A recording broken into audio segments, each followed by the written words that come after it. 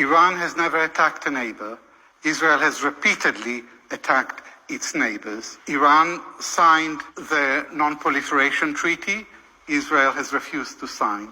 Iran submits to inspection by the International Nuclear Energy Agency. Israel refuses to submit. Iran has no nuclear weapons. Israel has between 75 and 400 nuclear weapons. So Israel poses an existential threat to Iran. Now, okay. Okay, briefly, and then I have one more point to make.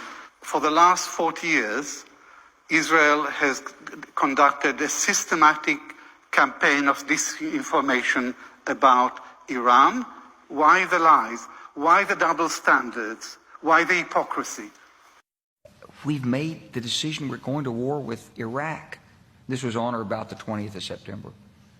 I said, we're going to war with Iraq. Why? He said, I don't know.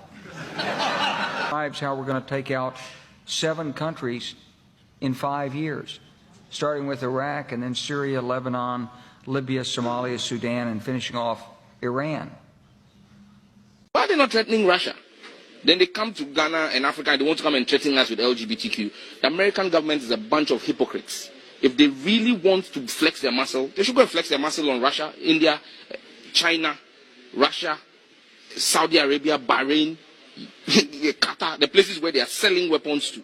In the past 300 years, Iran has only defended itself and defended itself in a most valiant way. You remember when Saddam Hussein attacked Iran? Most of you do not want to remember that. When Saddam Hussein attacked Iran, everybody provided him with weapons. Nobody even provided Iran with the means of defense. And you ask us why we develop our missiles? How do we defend ourselves? What are the means that are left for Iran to defend itself? And Resolution 1929, my friend, is defunct today. It's not operative anymore. Today we have Resolution 2231, which does not make Iran, but just calls upon Iran, it's no longer mandatory, not to produce missiles that are designed to be capable, not capable, designed to be capable of carrying nuclear weapons. We do not have nuclear warheads, so we are not designing anything to carry nuclear warheads that we do not have. But missiles are the means of our defense. If you're concerned about military expenditures, go talk to your governments not to sell so much military hardware to our region. $130 billion worth of military hardware is being sold to the Persian Gulf region alone. This is not my figure, this is Secretary John Kerry's figure. And the highest estimate of Iranian military expenditure is $15 billion. And we have a population of all those countries combined together. We have armed forces which exceeds their armed forces combined together, but we spend the 10th of their military expenditure.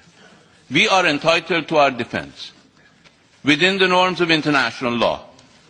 But we are prepared to cut defense spending in the region mutually, not one-sided. We are already spending a fraction of what others are spending on military hardware. So if missiles are the means of our defense, we're not targeting anybody. We're targeting anybody who attacks us, so that they won't attack us. Because we were attacked and everybody stayed quiet. We were bombarded with chemical weapons and everybody kept their mouth shut for 8 years. Maybe you want to forget it. We can't. We can't forget it in Iran.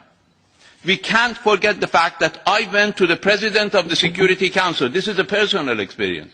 I went to the President of the Security Council in 1986 and told him, Mr. President, Iran is being bombarded with chemical weapons, and he said, I can't listen to you. And you know, as long as Saddam Hussein was in office and in Iran, violating our territorial integrity, there is no single Security Council resolution condemning his use of chemical weapons. The first Security Council resolution on Saddam's use of chemical weapons was issued after the end of our war. So I think it's important, while Iran wants to work with the international community, while Iran is open to work with Europe to reduce the concerns and tensions in the region, believe me, we're not the ones who have to gain your trust. We both need to gain each other's trust.